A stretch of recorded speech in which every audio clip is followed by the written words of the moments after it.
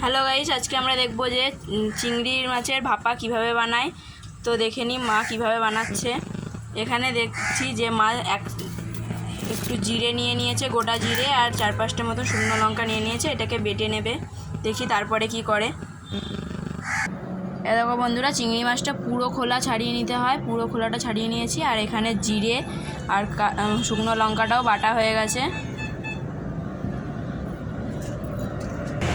সামান্য হলুদ গুঁড়ো দেব,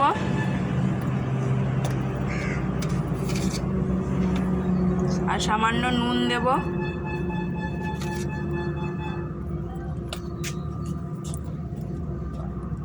সর্ষের তেল দিতে হবে।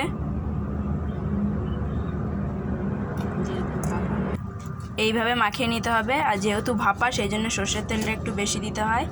ওপর থেকেও একটু সর্ষের তেল দিয়ে দিচ্ছে।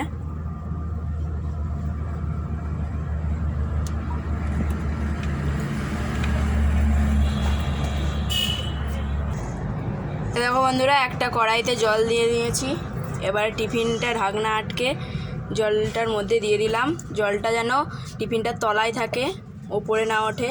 এরপরে কড়াইটা ঢাকা দিয়ে কিছুক্ষণ 10-15 মিনিট ভাপিয়ে নিতে হবে। দেখো বন্ধুরা, নামিয়ে নিয়েছি। এবার এটাকে খুলবো। দেখো, খুলে ফেলেছি। কত সুন্দর একটা গন্ধ বেরোলো, কি সুন্দর হয়েছে দেখো। তোমরাও এইভাবে বানিয়ে খাবে, খুব ভালো লাগবে। বাই বন্ধুরা, এর পরের আবার অন্য ভিডিও নিয়ে আসবো।